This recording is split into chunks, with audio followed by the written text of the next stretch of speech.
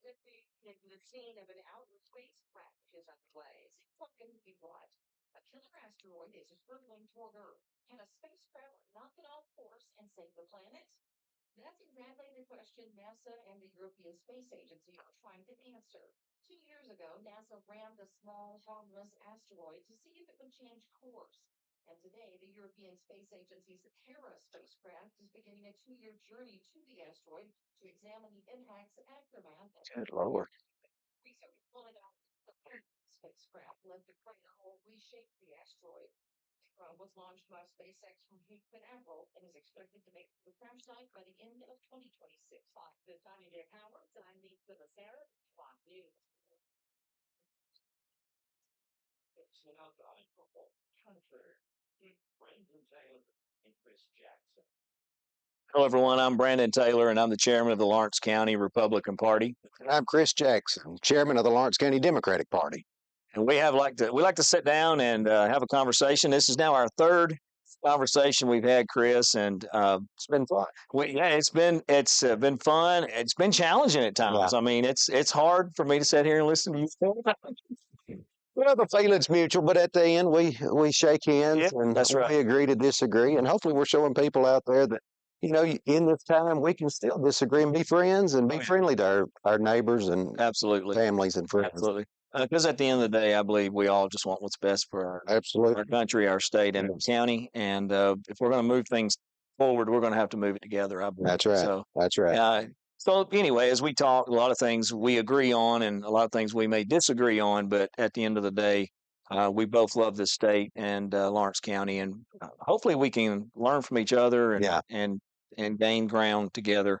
A lot of stuff that we want to talk about. And for folks that may not know, we literally just get here to the station maybe 30 minutes before we start the show. We run through a few little topics so that we got an idea of how to keep this thing rolling, which I'm a big talker, so it's not hard for me to find something to say. So, usually we just run out of time. We do. An hour's not long enough. It's not very long at all. So anyway, on the table, I'm going to address the table here. I brought Chris some presents. Early Christmas presents. Well, yeah, Merry Christmas to you. And a lot of people would love to get ammo for Christmas. Yeah. I'm just going to tell you, a lot of people are going to be jealous out there, Chris. Because at the end of last show, and just a follow-up from last show, we were talking about different calibers, assault rifles, AR-15 specifically. And so before the show, I actually, just a few minutes ago, I laid this out for Chris and showed this demonstration. And I've showed it to several people who maybe they just don't know about firearms and give a simple demonstration of which one is powerful. You hear all types of rumors about the AR-15 is the most powerful weapon on the earth is kind of the way it's sold. And it does seem to be used in a lot of situations, but it is one of the most common rifles in the United States. So I laid this out for you. What do you think about that when I set this demonstration up? And I'll address it as we go through this. Well, I mean, it's interesting, and you told me the backstory and the level of power behind each of the bullets. I was close to being right when you asked me. I did. Which one? I asked Chris. I said, he had no idea. Chris had no idea. And I had it setting out on the table when he came in. And so I just asked him, I said, Chris, which one of these rounds is an AR-15? And he took a look at it and he did guess the one next to the end here, which I'm going to tell everyone what they are. There's probably people watching and they know what this one is on the far end. That's a 50 caliber. It is a very large round. There's a lot of guys out there probably looking at the screen or listening on the radio going, "Ooh, a 50 cal. That's sweet." I'm just telling you. And that round is about $5 if you were to buy that. So there's $5 for you right there in your pocket. Now, you might want to go buy some guns after you leave this. If you've got ammo and you don't have guns, that's not going to work. Yeah, so you might want to go get some. The next round down, moving from the left to the right, is a .338, and then the next one down is a 300 Win Mag. The next one is a 30-06, which is a round that I typically would deer hunt with. And I'm counting it down. If you're listening on the radio, we're going down in size of caliber. The next one down, honestly, I don't have the exact size, and I'll tell you why. I don't want to be ignorant and act foolish, but I do want to show this one. That is a step up from AK-47, and a friend of mine said this was the exact round size caliber that was going to be used at Mar-a-Lago when the guy did a assassination attempt there at the golf course. That's the caliber weapon he had. The next one down beside that is an AK-47. And then on the far end, the smallest round that's up here is an AR-15. And so a lot of times when you show people this demonstration, it helps them understand.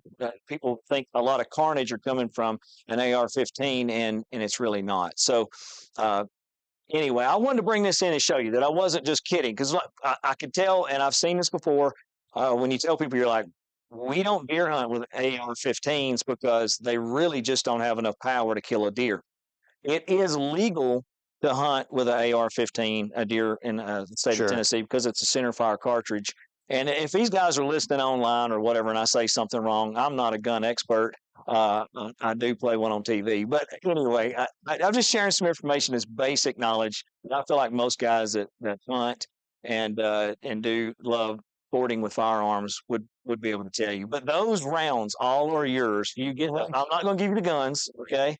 And most of those are actually If done. any other Republican would send me bullets, like you have, I would think something of it. But since it's from you, I understand why you're doing it for educational purposes only. So I'm the only Republican that you would feel comfortable giving yes, ammunition if from. I got bullets from another Republican, it would probably have a different message. Well, I hope that never happens. Me too. I hope people are just learning so that we can know.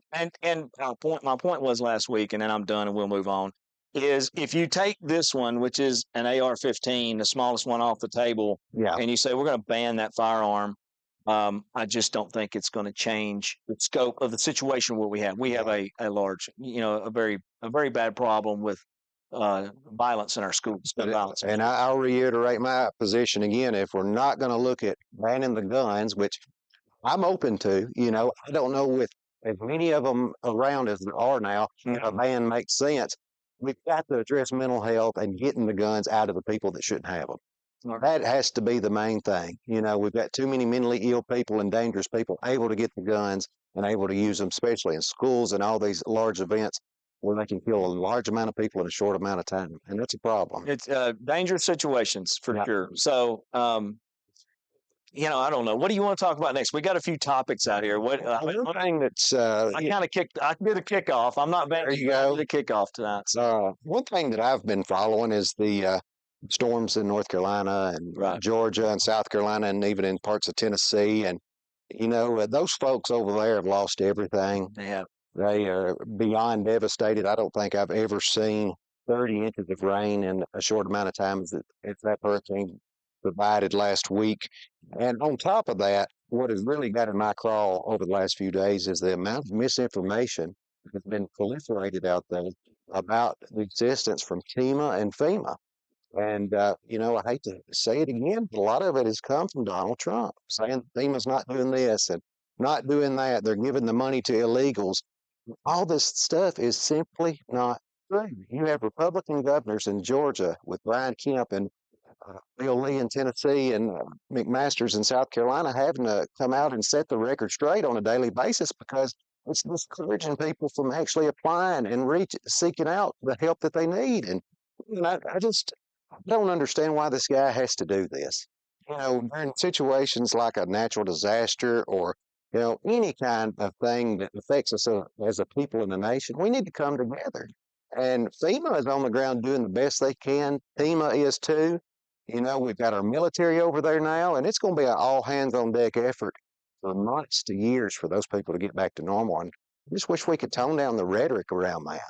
Well, I've got a lot to say on that. And one of the first things I'll just come out of the box is even if I believe it doesn't matter who the president is right now, currently, when you have this type of situation, it's going to go bad for the current president. I'm going to say there is no good way to address something like that. There's not a good way. Be fast enough. It's not going to be fast enough, and you're going to have people that are going to be upset. That's just now there are a lot of stories were coming out on social media, on Facebook, and I have actually personally and folks that know me know very well. I've contacted multiple state reps, been on the phone with them. As a matter of fact, just talked to State Representative Jody Barrett. He covers Dixon, Lewis, Hickman County area. He's on his way to East Tennessee right now with his truck loaded with supplies. And I've encouraged them. Paige Wally, State Senator Paige Wally, been on the phone with him. I've talked to him multiple times. Even today, I got some follow-up from him. And so to find out what's going on, and I want to brag Lawrence County. I've got to brag on a guy that a lot of people know, and that's Shelton Barnett. Oh, Shelton Barnett is actually in Johnson City, Tennessee right now. He may be back. He was there yesterday. So I may be wrong on my information. If Shelton's driving through town right now, listening on the radio. And I know we've had a team of first responders there with him. So Shelton was actually, he sent me pictures, and I'm just proud of Lawrence County. Okay, I'm just going to tell you how good of professional rescue EMS departments that we have here. They actually put Shelton in a Black Hawk helicopter, flew him into some of the remote areas, and he set up Starlink communications there. Our guy Shelton Barnett from Lawrence County. So Shelton, hats off to you. God bless you, and everyone else that's been out there doing that. I mean, yes, like you said, when situations like this come, I know a lot of areas around the state call on him for help. So we should all be proud of that. So I have heard, and I've heard mixed reports, and some people didn't give me the permission to use their name, but I'll tell you some firsthand. I have heard of one of the towns over there. The mayor, the Red Cross, was doing such a terrible, unorganized job that the mayor told him to leave and get out of his town. I know firsthand report, people that were there in the meetings. So there were firsthand reports of FEMA turning away supplies coming from faith-based organizations, which, that was true. But on both sides, and I'll bring both sides because I'm not there. FEMA does not take donations. Right.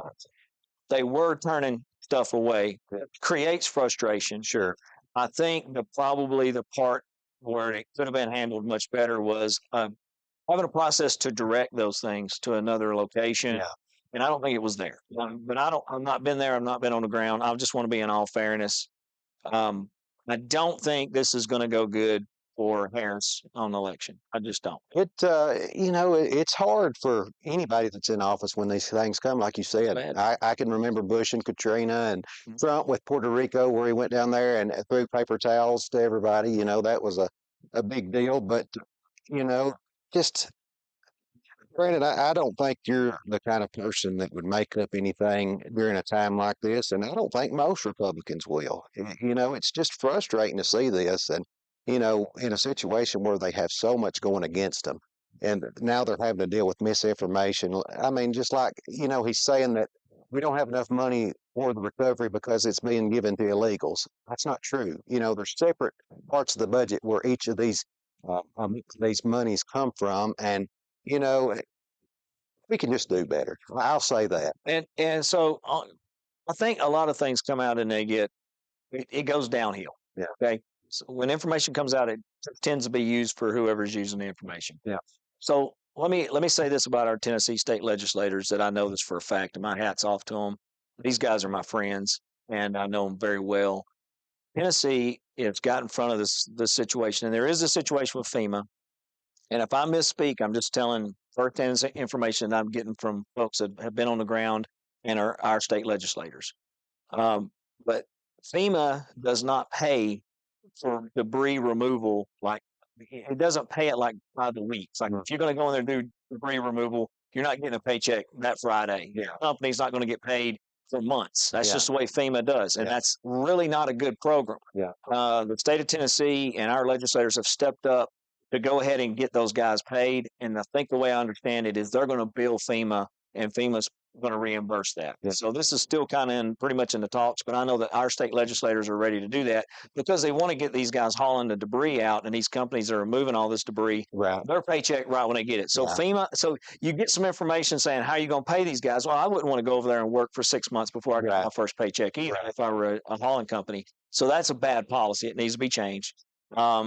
But again, that's not anything that this president has put in place. That's something it's a FEMA issue. Yeah, and I've had some issues with FEMA for a while. I don't agree with everything. It's a lot of bureaucracy. Look, I'm working to turn West End Community Center into a FEMA point of distribution. Yeah, I mean, I think that it's a big deal to have your community involved, and I hope we can do that more and more as things grow. But going to the polls, and we're talking about Harris, we're talking about Trump. I think Trump has a tailwind behind him right now. I'm seeing last week, 7 days ago, we were sitting here talking, and I was like, I'm hoping it goes good for Trump. But I will tell you right now, I'm going to say this. We're a few days out from the election, less than a month away, I guess. And And I want to go ahead and say that I believe Trump's fixing to win this election. It's a pretty big prediction. It is. That is a pretty big prediction. I ran the latest polling averages before I left, and Harris has about a 2.5 point lead nationally. Mhm. But as we tell every week, it really doesn't matter because we go by the electoral college in this country. And what the states that are going to matter are these swing states. And right now, Trump's ahead by 1.7 in Arizona. Harris is ahead by 1 in Nevada. Harris is ahead by 0.5% in Wisconsin, 2% in Michigan. Pennsylvania is now tied. North Carolina, Trump's 0.5% ahead, and Georgia, Trump's about 1.5%.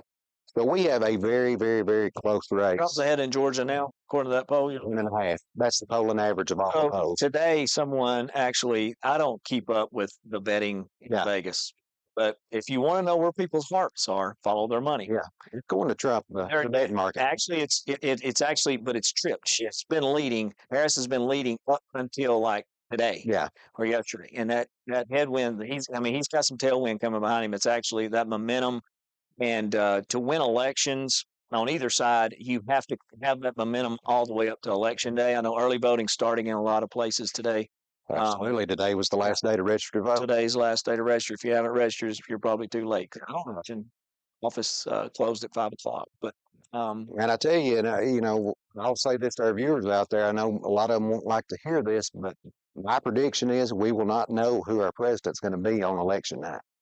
I just don't think we will because a lot of these states still haven't fixed where early votes are counted. They're going to be counting all through the night and through the next day. And we see how close these averages are. I mean, it's going to be a flip of a coin, and if it rains that day, it may affect the turnout, in these states. So who knows how these states will go? And based on these polling averages, we're looking at a 275 to 265 race just about. So, I mean, it's going to be historically close.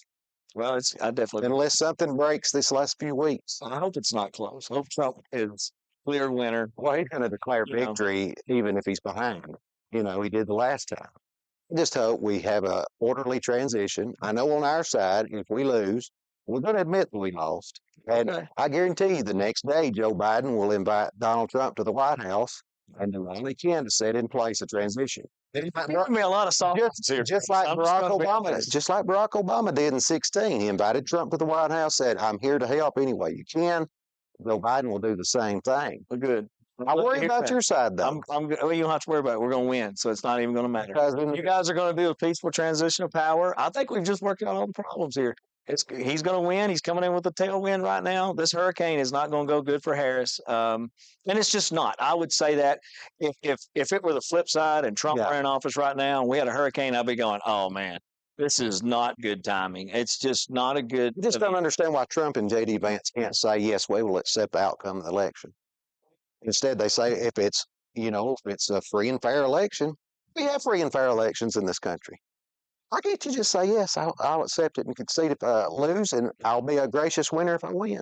Well, if it's fair and everything goes as it's supposed to, I think we should. But if there's anything that needs to be investigated, I think they should investigate it. Yeah. So I'll say that's the way I see that.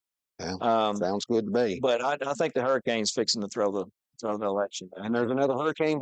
Yeah, it's fine. And Category 5 and so it's back and forth. You'll see Democrats are going to come out and start screaming, "You vote for me, and we won't have hurricanes." Yeah, it's like, come on. I mean, really, they do, Chris. I mean, let's be honest. You talk about the FEMA thing. Every election cycle, they come in, they say, "This is global warming. This is changing everything," and if you don't vote for me, then we have to agree that the storms are more intense now, and the sheer amount of historic storms are more and more. I mean, you can't deny that. Right. I mean, it's like a nature hike through the book of Revelations every week. We have forest fires. We have tornadoes. We have more powerful hurricanes. Climate is changing, and it's to our benefit if we address it in a responsible manner. Well, but let me add a little bit to it. The river, I believe it's the Pigeon River, and I was talking with someone today, and they were just telling me about some news. So if I'm wrong on this, we're just picking this back and forth. But the Pigeon River, I believe that was a river that actually swelled and destroyed a lot. It hit, I don't know, I think someone said 36 feet was where it capped out. Well, in 1910, it hit 34 feet. Yeah. So that was 100, over 100, 118 years ago. Yeah, 114 years ago. You've got this crest of water there that was only 2 feet different. So, I mean, I believe there's storms. I believe we have intense. I believe the weather pattern moves in cycles. I don't think Democrats, um, I don't think they believe in climate change as much as they say. And I can prove it. You want me to prove it? Try. Okay. You know what? I like that. I appreciate that. I'm pretty Um, tough to convince. so you are, but I'll bring you some more gifts All next right. week. Okay. So think about this. If you truly believed that the sea levels were rising, would it impact the way you live your life? Would it impact where you live? It would me It would me personally. too. Yeah. It would me too if Yeah. I really believe that. All right. So there's two parts you can look at this. Now the first one is I'm going to take two well-known and well-loved uh, Democrats. I'm going to take Obama. Barack Obama. He's well I loved, know where you're going with this. and you got Oprah Winfrey. Another one Oceanfront as well. property. That's it. Why would you buy oceanfront property if you thought it was about to be underwater within a few years? I don't think anybody's saying that's going to happen next year, maybe in the next 10 years. We're saying that if we continue down this path, within the next lifetime, there are going to be cataclysmic repercussions. And, I think we're already seeing that. Like I said, we can find storms in the 30s and the 20s that were similar to this, but the sheer amount and the frequency that we now see Cat 4, Cat 5 hurricanes, more intense tornadoes, Mhm. the wildfires burning the state of the size of New Jersey every single year. It's just absolute. And not only is it devastating for the people, it's devastating for the United States economy. I mean, think about all the That's a lot money. of money. Absolutely, the recovery and the amount of lost wages for those people and the businesses that it put out. So Well, that's one fact. Okay. Okay. That's one view. But there's another one. And I think this one's even a stronger argument. Um, if we were going to have increased flooding, Mm. let's just say Florida. Let's just take the state of Florida because I'm 46 years old. Um, since the 1990s, I've seen actors, I've seen politicians get on TV and they do specials, and Florida's going to be flooded. We're going to have ocean sea levels rising. Look, it's on CNN last week. I mean, it's constantly in the news cycle. But if those areas, low-lying areas in Florida, were at risk of flooding, I'm going to tell you what would show you that. You would not be able to get a home loan or a home mortgage for 30 to 40 years. And listen, hold on. They are selling houses down there. Oceanfront Get them properties. insured though. The state of Florida has a insurance crisis right now. They can't insure homes anymore in Florida. Right, because it's costing them a lot. What I'm trying to tell you is you can get the financing for that property. And home insurance has gone through the roof anyway. Oh, yeah. My homeowner's insurance has gone up. I'll probably getting phone calls from insurance agents. Well, I don't care if you can get me a good deal. Shoot me what you got. Me too. But my homeowner's insurance has gone up. It has gone up, and I may be getting the numbers wrong, but it's gone up about 70% in the last 4 years. 70, and no more coverage. Yeah. And it was a big deal. Rebecca and I, my wife, we were talking about even trying to find a different company and trying to search it out because it's gone skyrocketing through the roof. But we have a Democrat president, and so inflation is really Well, I know that if Trump was in there right now, all he would have to have is the Sharpie. We all remember the Sharpie when he changed the trajectory of the hurricane on the map. So we need that right now, don't we? yes, we do. Sharpie can. So the debate. Yeah. I mean, this hour's flying by. The debate. What were your thoughts? I thought it was a good debate. I mean, you and I, we really kind of had low expectations, and I did. I think we had those based on the last several cycles of the debates that we've had. A lot of name calling, a lot of interruptions, but I think both candidates did themselves well. They served their running mates well. I think both were well spoken. I think Vance was probably a little slicker, in his presentation than Waltz. I think Waltz is probably not as used to those kinds of tense. Yeah. I mean, if I was on the stage, I'd be the same way. He's the governor of Minnesota. It's not like he's been under the bright lights too much, but I think he came off more personable. Vance came off more polished. And Vance is smooth. I mean, Vance can handle. I'll tell you the thing that like impressed me about Harvard or Yale, one of the others. So yeah, I mean he's a sharp guy. smart hillbilly. Yeah. But literally he impressed me when I didn't know that much about him. I honestly didn't even research him very much until Yeah. Trump picked him. I just didn't. He's not somebody that was on my. He was not my first pick for Trump to pick for a vice president. But I will tell you this: once he got in, my first thought when I started watching him with the media, I was like, he knows how to stay on track, and Yeah. he can handle the media. Yeah. And he does a Well, really good he's from job. our generation. He knows the social media and what gets clips and plays in this environment, and he does well. Yeah. You know, and Walls, I think his silver lining is he's a personable guy. He's a guy that you'd want to have a beer with. I think he made good points throughout the debate. Like I said, I think Vance did what he had to do, and snap polls after the debate asking who won. Most of them was in 2 or 3% of each other, so it was a very close debate. Well, some people go in, they watch a debate, and they already know who they want to Yeah. win. And so when you say who won at the end of it, it's who they want to win. I try to watch it objectively. I knew we were going to be in here talking about it, and Yeah. I'm trying to look, see, okay, what were the slip ups? They make some of the arguments that we made last week. You know what I thought was great? I want to tell you, and I've talked to several people. I've had people walk up to me and said, "I like the debate." I've Yeah. had people just bring that information. I think They're like, people "I are like the ready for that again. I believe they honestly wanted to have a conversation. I believe and the mediators, in the middle of this, trying to keep the clock going, and I get their position. I know what their job is, but honestly, they got in the way. I mean, let the guys have a conversation. Quit saying you can't look at each other. Yeah. It's like, you're going to put each other in a box and you got a wall between them where they can only see the mediator. That's ridiculous. They're not going to be doing that in any other situation. If they go and visit with other world leaders, leaders of other nations, if we have people come here, they're not going to be sitting there with a mediator, and they're going to have to be able to carry on a conversation. Right. And it's not asking too much that two people running for the same office sit down and talk about it. If you were watching this debate last week, I think if you were dropped out of a spaceship and watched that debate, you would think you're back in 2004 or 2008. You had the respect and cordiality between both of them, and there were no raised voices, name calling. There was none of that. No interruptions really that I could think of.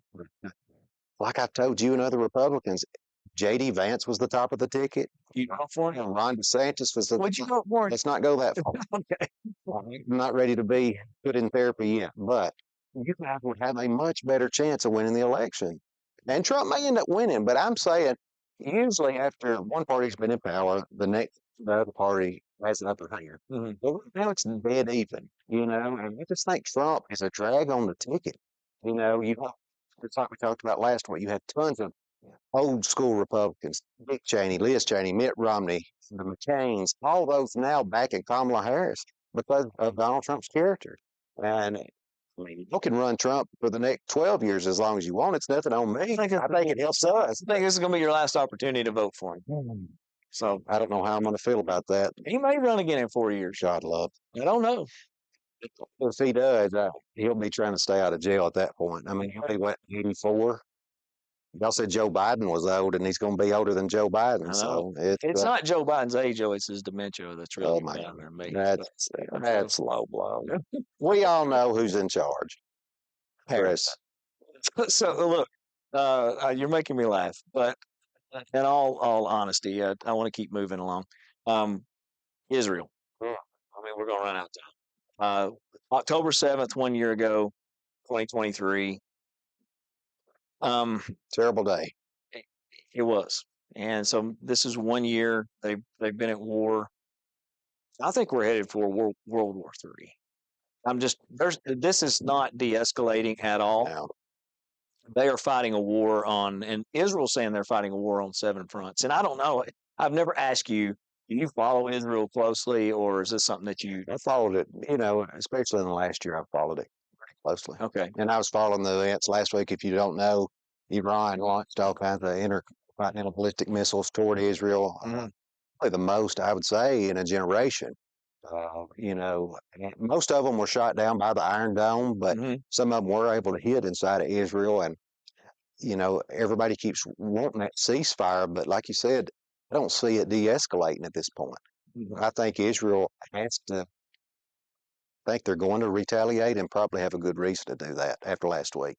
Yeah, well, there's 100 hostages still in Gaza right now as we speak. God bless them. Yeah. Because they're in terrible conditions. They've been tortured, and some have even been killed as the IDF is approaching. You got to wonder how many of those are actually still alive at this point. It's terrible to think about. But yeah, the state of Israel is really in a tense situation right now. Of course, they're in Lebanon. I believe they're going to attack Iran. Now, Very well could. yeah, I'm going to ding the Biden administration on this one. You know, they're trying to make a deal with Israel, saying if you won't hit certain points in Iran, we will support you in your attack. Yeah. I don't like that. I mean, I don't think you can go in and tie someone's hands and say, here's how you can go and defend yourself. So what they're wanting is they're wanting a scaled back attack, which tells me first and foremost that Israel's fixing to bring some force in on Iran. Well, they've already knocked off Hezbollah's top 2 leaders in the last week. Look, the thing they done with the pagers, Yeah, that was sci-fi. that was like something out of a movie. I mean, they've always been there's some that can assassinate some people. absolutely. They assassinated the Hamas leader in Iran. But when they set the pagers off, I mean, what do you think about that when they set the pagers off? It takes a lot of ingenuity and know how to do that. I mean, the Israeli Defense Force is probably some of the toughest, most sophisticated fighting forces in the world. I agree. You know, and I think it's important that we always have Israel's back. But I will caution, just like the president has, this has got to come to an end at some point. And I hope Israel doesn't make the same mistake the United States made after 9/11 and getting bogged down in Afghanistan. You know, I think a lot of us, and in Iraq eventually, but we were in Afghanistan for 20 years. A lot of us supported the efforts in Afghanistan in the direct aftermath because we were angry. We wanted to retaliate against the people that attacked us. But I think looking back now, we made a lot of mistakes. We were there too long. It was a war that was not winnable. Those folks have been fighting for generations and lifetimes over there, and we don't think we're going to change their way of life. Israel just has to find a way. They're in the middle of basically a beehive over there. And the Jewish people deserve a safe place to live. And that's Israel. And if Israel doesn't exist, you know, like you said, we're in big trouble. So we have to defend Israel. And this is one thing I'm going to say about the Biden-Harris ticket, what it was. Joe Biden, in my opinion, and somebody could try to prove me wrong, I guess, but I've always viewed him as being very pro-Israeli. Yeah. I don't feel that way on Harris, and I don't feel it at all. As a matter of fact, I'm worried about that situation right there. That's one situation about Harris and Biden that I feel like they are two totally different mindsets when it comes to the nation of Israel. Harris's husband is a Jew. Yes. Doug is a Jew, and he is a Reformed Jew. He's not an Orthodox Jew. That's why he's married to Harris, and it's because a Orthodox Jew would not marry outside of the Jewish nation. But they have a daughter, Ella. Now Ella has denounced her Judaism. Yeah. Ella has done some things I totally disagree with. She's raised about $8 million last year for the Palestinian Children's Relief Fund. That is a terrorist. They have been warning about this thing. And even I want to say the head guy of Palestinian Children's Relief Fund, he's actually spoken out against Joe Biden. I mean, Joe Biden took heat for being pro-Israeli from his own party. That's exactly right. You see all these, you know, this is one reason Joe Biden's approval ratings in the last year really tanked among Democrats. You know, usually he was around 90% Democrat support. Well, that dropped in the 70s, and a lot of it was due to the young people on these college campuses that you see protesting, you know, defending the Palestinian people and, you know, basically slurring the Jewish people. You know, anti-Semitism is anti-Semitism. Absolutely. I don't care if it's racism from Democrats, Republicans. It's wrong. It's racism. We have to call it out. Yep. These kids, you know, they have a right to say the stuff they're saying on these college campuses, but it is so irresponsible, you know, what they're saying about the Jewish people. And they're defending terrorists. I mean, I can understand the distinction between the Palestinian innocent people Right. and terrorist group like Hezbollah or, Hamas. Hamas. Mhm.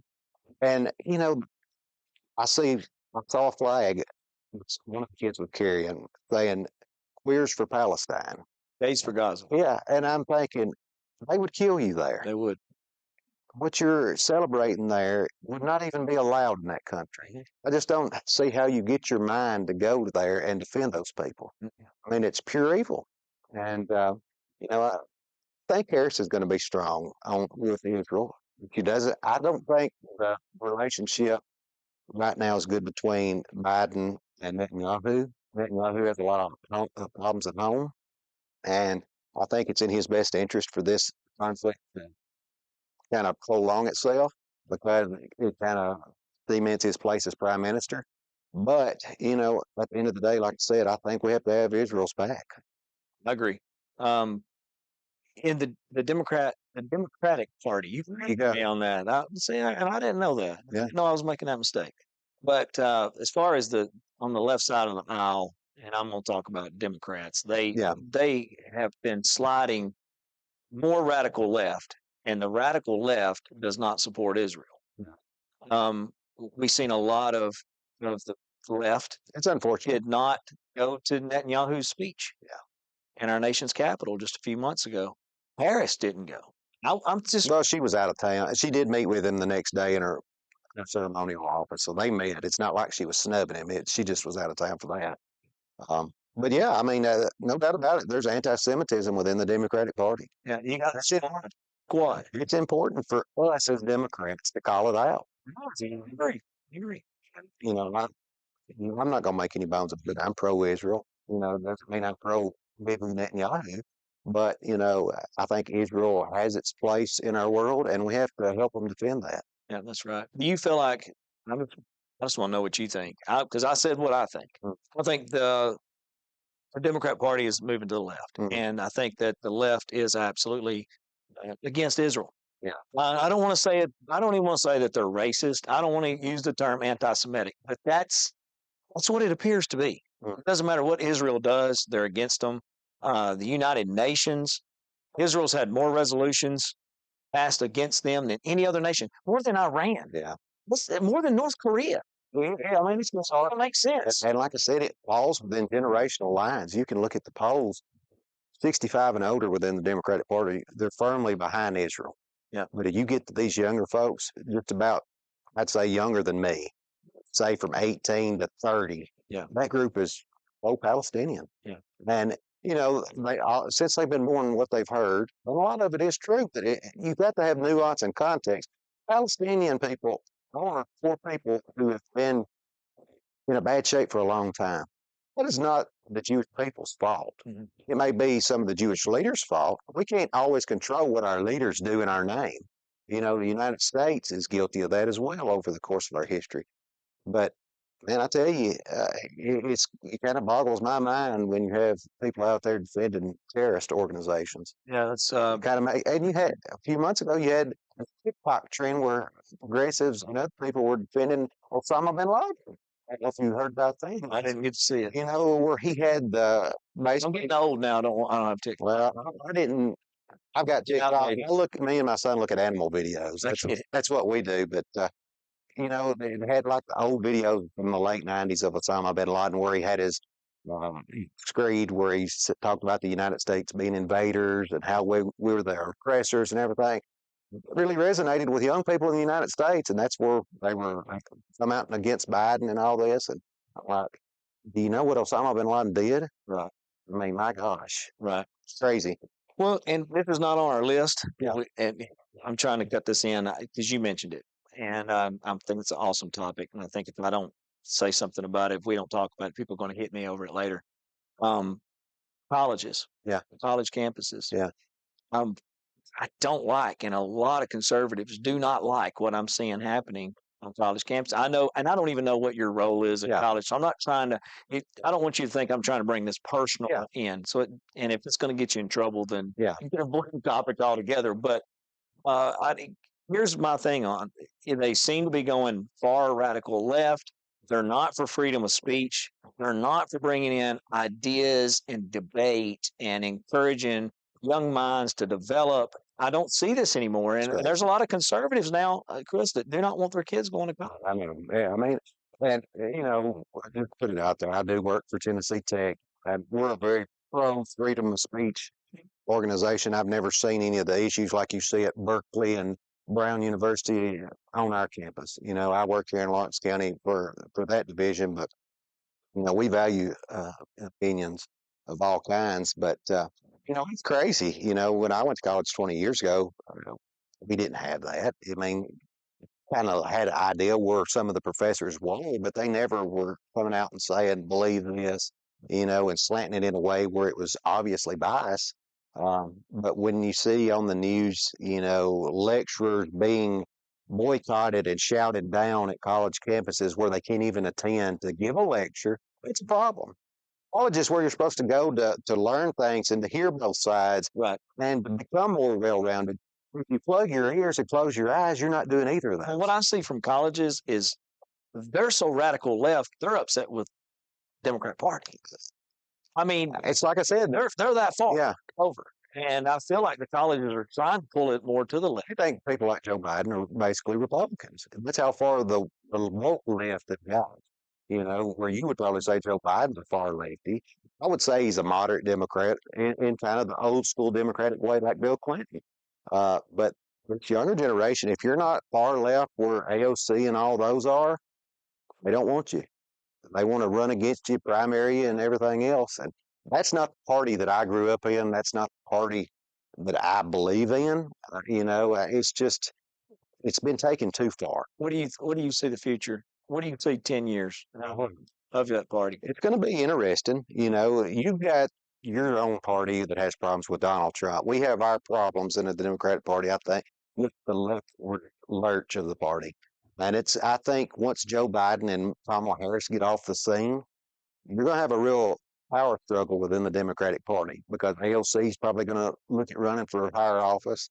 So you're going to have that brand of the Democratic Party, and you're going to have some version of a centrism that's going to be on the competing side.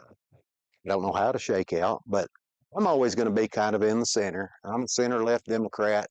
My heroes in history are Robert Kennedy and Harry Truman and Lyndon Johnson. Those are three of my favorite people from recent history. And, I think that's kind of the democratic values that we have to get back to, fighting for the middle class, the underserved in this country. And we can't just get consumed with the culture wars. And that's what the Democratic Party has done, especially in these rural areas. And it's turned a lot of people off. While we were sitting here last week, I had a friend of mine was listening on the radio, and so he's listening on 98.3, which I want to brag on WDXE, WLX for freedom of speech Yep. and for promoting this, and just what a great job, what a great radio station we have here in Lawrence County. But I had a guy that actually texted me while we were here, and I thought it was a joke. Okay, Yeah. I had my phone sitting here, and he shot me a text, and he said, "Are you on the radio with a really old Democrat?" And he had not seen the video. When he had turned it on, Yeah. he heard my voice and knew that it was me on the radio. He didn't know who you were per se. He's not lived here all of his life, and you may have never met him. He's never heard your voice, I guess. And so he thought I was on the radio with a really old Democrat.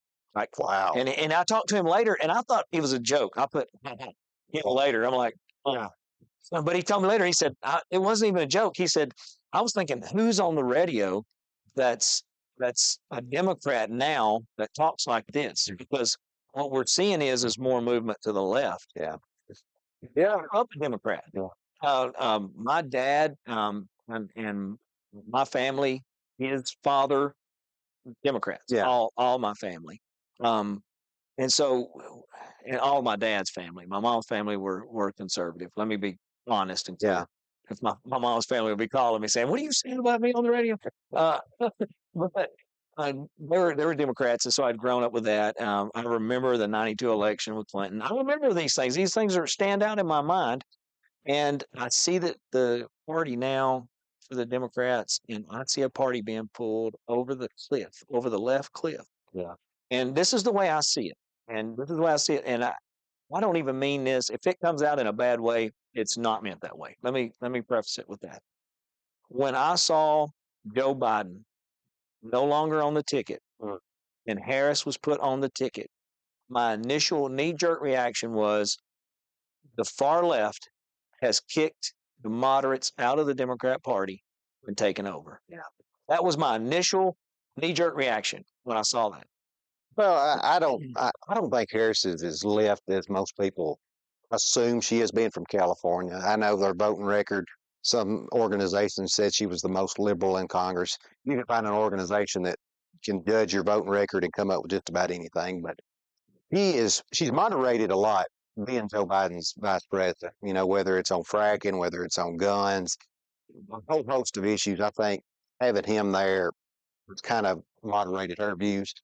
Um, I don't think that was the case. I think it was just an electoral decision that a lot of Democrats made about Biden's chances versus hers. But I think it's coming up. I think it's going to be a real power struggle with the far left versus the normal Democrats, as I would call them. And we may not be the loudest. I'm talking about normal Democrats, but I still think we're the majority in our party. The Bill Clintons, the Joe Bidens, just your old school Democrats that want to talk about bread and butter issues, not always being divisive and wanting to stoke a culture war. Right. That's the way I am, and I'm glad you brought that up about the guy saying that I sounded like an old school Democrat. Well, I'm here being just as transparent. I mean, I've tried to tell people this. I was in elective office for 16 years. I lost my last election, and that was because times have changed. Nobody wants to vote for a Democrat in Lawrence County anymore. I only lost by like 2.5%. But anyway, that's how far. In 2010, I won with 63%. And in this election, I won with 48 point something. That just shows you how far the Democratic Party's come. 10 years ago, we controlled every seat in the courthouse. Now we control one. And my message to everybody out there is that we're not all like AOC and the squad. We're the people you grew up with. We're the people that would give you the shirt off our back to help you. Just because I'm a Democrat and you're a Republican doesn't mean that we can't help each other and, make you a bad person. And, hopefully this show will help advance that on both sides. Well, let me say this, and we're about to run out of time. But Again, here's what I want to put out there for people, and I want this to be a thought-provoking statement. Put this up on the shelf in your mind. What's going on with the Democrat Party to where they've lost all the support they've lost? And I haven't changed my values. Okay, my family didn't change their values. The Democrat Party changed. And what I'm seeing, Chris, is when I seen Joe Biden, and I don't want to speak for you. I'm not trying to speak for you, but I think if I were to talk to somebody, I would say, I think Chris was upset that Joe Biden was not on that ticket and it was replaced by Harris. I don't think he should have been. And I think a lot of people are feeling that way, but I'm seeing this party being full. Look, for me, as a American citizen and guy who lives in Tennessee, I mean, I love Tennessee. Yeah. I'm David Crockett, Dolly Parton. I mean, Right. I love this state, but I do not want to see the left drag this party further to the left. I'd rather see it come back to the middle. Yeah. At least because I can meet up there in the middle a Right. little easier. It's hard for me to work with some of the extreme left, but it's not what I'm seeing happen with the party. I'm going to make a little prediction here, and I'm not a prophet, but I might be a historian. I think that Trump has a tailwind. I think Trump's going to win this election. I don't know what the margin will be, and I'll send you a box of tissues or whatever we can do to help you out. Box of bullets. Hey, look, man, that's how you make real friends. I want a box of these $5 bullets. I'll see what I can do. I'll put in a request for you. The same Okay. guy donated them. I'll put it out there and see if he'll give you a box. But what I see happening is I believe Trump will win because he's got the tailwind behind him now, and you're seeing that you want that going into this last 30 days. Okay. Then I think after Harris is no longer going to be a candidate, I think you're going to see a Democrat Party go to war with each other. I believe the Democrat Party is about to have a split. If she loses, there's no doubt there'll be a reckoning. That what I talked about, the divisions within the party. If she loses, that will be ushered in immediately. I think there's a possibility of a third party coming out of a Democrat Party split. So, I mean, I think that at the end of the day, right now, the Republican Party is the fractured party. Right, with Trump, you have a majority of the party. You know, they all love Trump. A lot of them do, but a lot of your old school party members are now voting Harris. He went to Butler, Pennsylvania, to where he was shot at. Yeah. Got a bullet in the ear. He went back to the same stage defiantly. That's good. That's tough. Well, hey, that's great. I don't wish any ill will on the guy. I hope he gets to be 100. He's tough as well. He acts tough. He acts tough. He talks a big game, but it's not tough to demonize immigrants and slur women Hey, and when you do shot all in the and head make fun of disabled and people. get up and lift That's your not fist. tough. That's When not tough. he's That's weak. It's a weak man that does I stuff don't like think he's that. weak at all. I think you're wrong about us being fractured. I think the Republican Party was fractured before we had Trump. Yeah. Well, I'm just going to be honest. I really do. Trump has done some of the things that I've loved. Some things I have big thing. All you guys have done is lose though with him. You lost 18 midterms. You lost the 20 election. You had a terrible 22 midterms when everybody thought it was going to be a red wave. It ended up being It didn't a red trickle. wave. I was like a trickle. But it was still wins. It just wasn't as big as what we thought. It was the best midterms by any president since FDR. Well, I wasn't satisfied with the results. Yeah. But we have. I'm saying he's a drag. Since he was elected, though, the man has been attacked constantly. He's on his, he's like me. I bring a lot of the vitriol. It's on camera, folks. I say all that I mean and mean all that I say, but sometimes I say too much. And he has the same problem. He's his own worst enemy. If he would just be quiet and be more composed and be more disciplined, he would be. But he gets it. But I think he is showing more discipline in this election cycle. I think he's a lot quieter right now. I think it's because he's a lot older and slower than he was, and he's forgetting what he wants to say. You know, you guys have the oldest candidate in the history of presidential politics. You would have had, but you kicked him off and put a round. But it's y'all now. And it's so funny. We've got the 59-year-old fresh face. He hits enough punches in there that makes it where he's worth it. I'm going to tell you, one of the first things I remember about Trump after he first was in, I think it was before inauguration day. I think it was 2016, like right after election. Yeah. I know where I was at. I'm in my truck. I'm driving from Nashville to Murfreesboro. I'm on I-24. I can remember this because it was I was surprised that he said it. I'm listening to the talk radio and they're playing him and he's giving a speech and they're asking a bunch of questions or something, media outlet.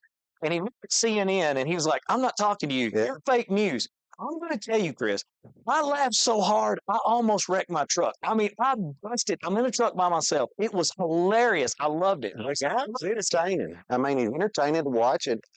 Again, I think that's what endears him to the people that support him.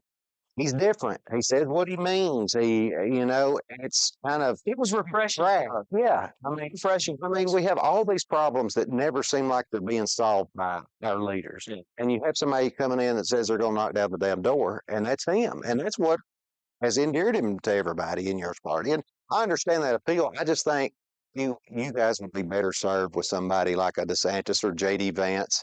But you guys keep running him. All means. I want you to vote for Trump 2028, 32. Maybe say Vance 2028. So I mean, he's been better than Trump. And he's a sharp guy. Once the left completely goes off a cliff, Chris, we'll welcome you in and we'll take you in. Help you get back on your feet and wipe the bloody elbow. I'm going to be the last man standing for common sense of the Democratic Party. Well, I think it's worth fighting for. We have a good. I don't think you've got very many people standing with you. I'm worried about your party. I am. I'm worried about them going. I don't want to go to the left. I'm not like hoorah, hoorah, go to the left. I want them to come back. I want them to come back to what they were. I'm just being honest. Two strong common sense parties. That are more to the center than they are to the extremes. Mm-hmm. But, when you're out on the extremes, nothing gets done. People suffer. Yeah. I know we're about to run out of time. I appreciate you. Glad to be here again. You always come in, and just to say that you were more than welcoming to have me lay this out. And I appreciate that. I appreciate you looking at the facts and the truth. I thanks to WDXE, May shock WDX, some what people you to do. see me sitting beside these. They never thought they'd see me. And I'm just going to tell you, folks, those are his. He's carrying them home. Those are gifts donated from people with They make a necklace or something out of it. Why you look good in a 50 cal necklace? Wear it in here next week. I'd like to see that. That would be sharp, wouldn't it? Yeah, no shirt. Okay. Well, we're trying to get viewers. That's right. That's right. I'm just kidding. God bless. God bless everyone in the storm affected area. Absolutely. You're in our prayers. Yep. Until next time, like we said last week, if you have any comments, questions, be sure to leave those on Facebook. We'll do our best to answer them, and be sure to turn in next week, 5 o'clock on Monday.